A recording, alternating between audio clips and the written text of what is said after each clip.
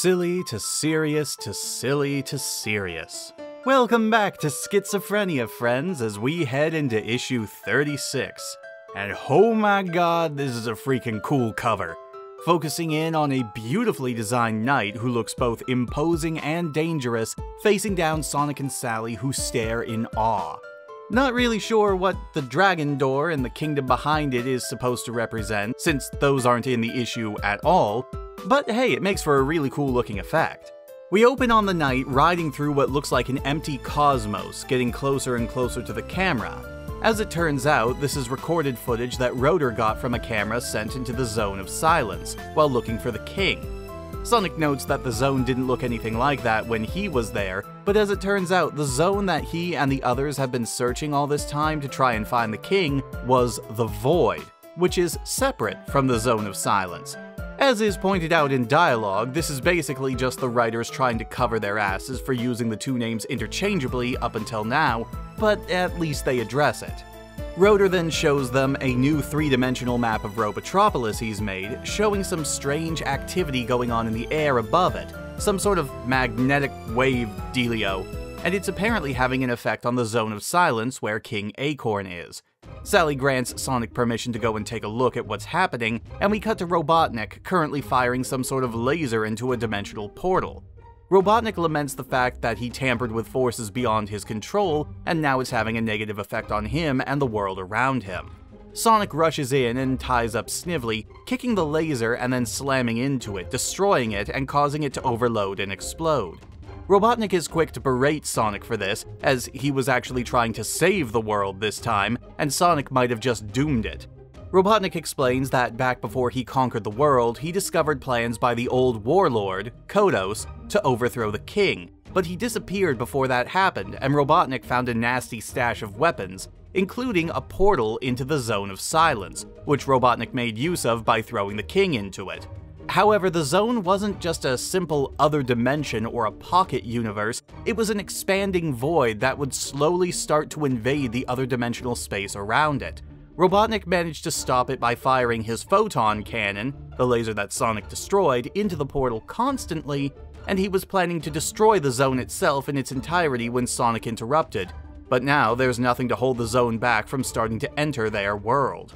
With both sides realizing just how bad of a situation they're in, Robotnik gives Sonic an energy inhibitor that will allow him to enter the zone, get their king back, and disrupt the energy of the Zone of Silence, stopping it from expanding.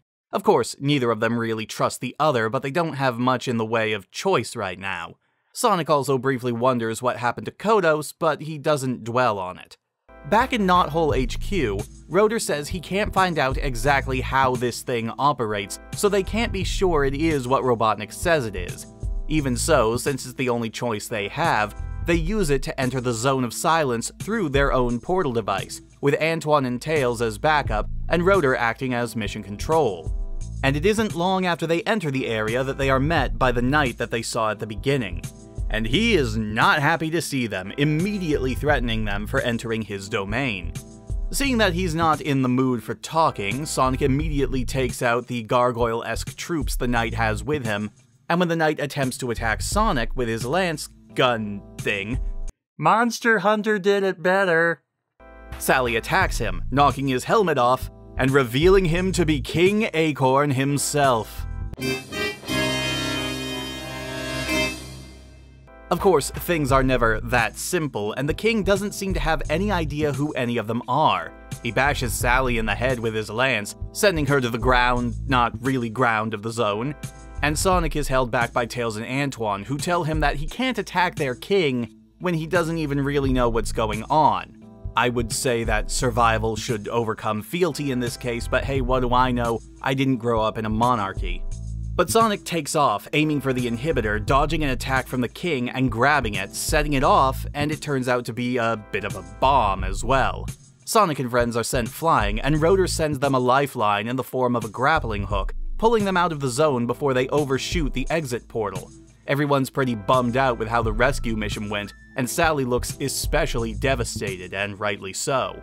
And we end the story with Sonic and Rotor assuring Sally that they will find a way to rescue her father and set things right, as we see a panel of the king's helmet floating in the Zone of Silence.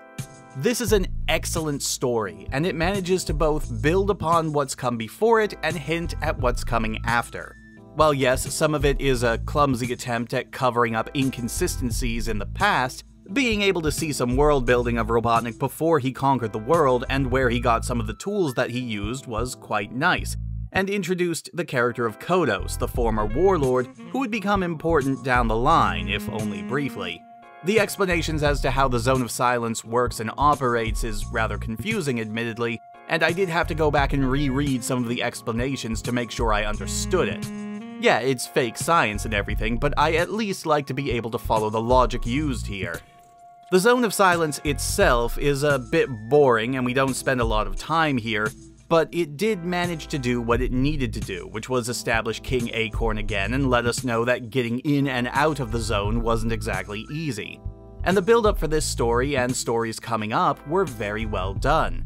Unfortunately, the dialogue was mostly exposition and had very little emotional resonance, which was a bit of a shame considering that Sally was brought face to face with her amnesiac father.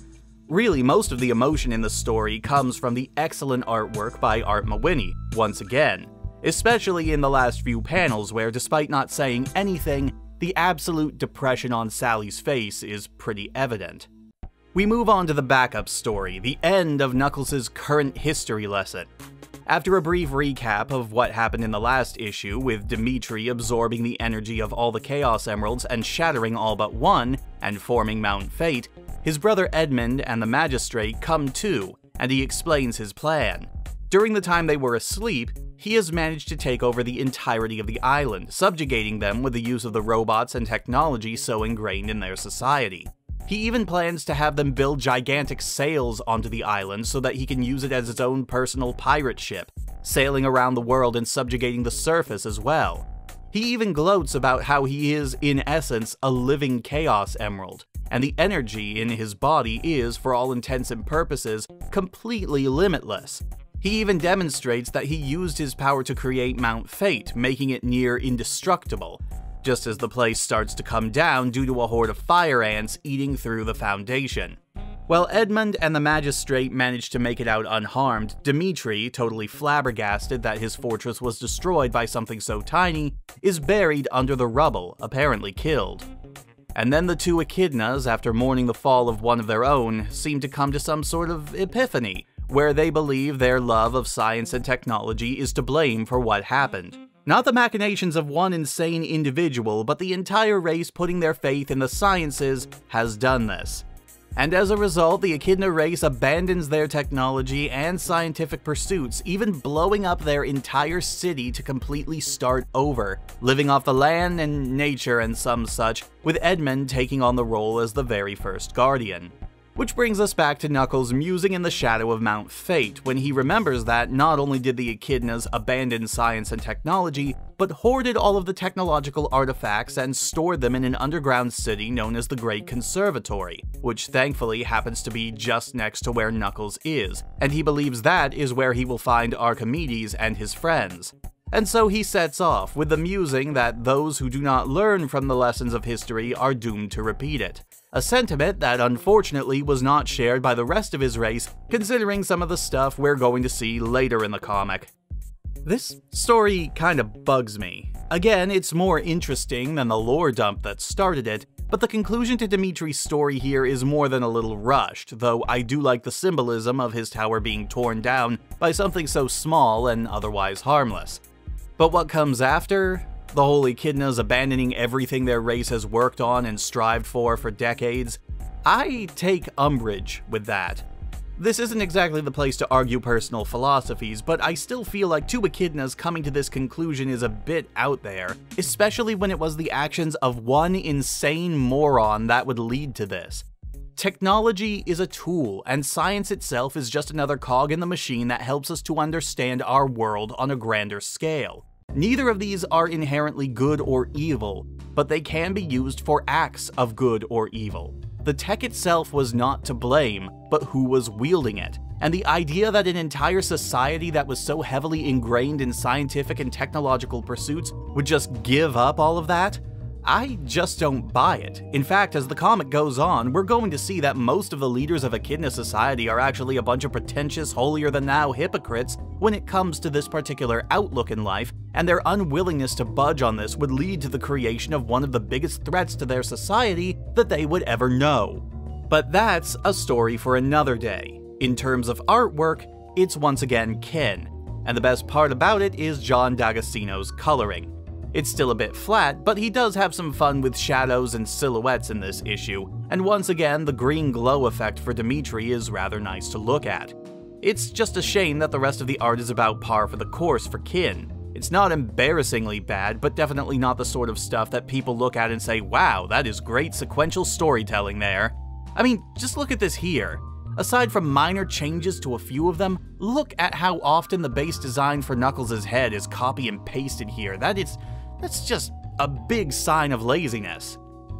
Next time we're going to be moving away from the Sonic main comic for a bit as we prep for the launch of the ongoing Knuckles series by first taking a look at his own 3-issue miniseries. And given how the last 2 character-driven minis have gone, I think you all know how much I'm looking forward to this. Here's a hint, not that much. I'll see you all next time, everyone.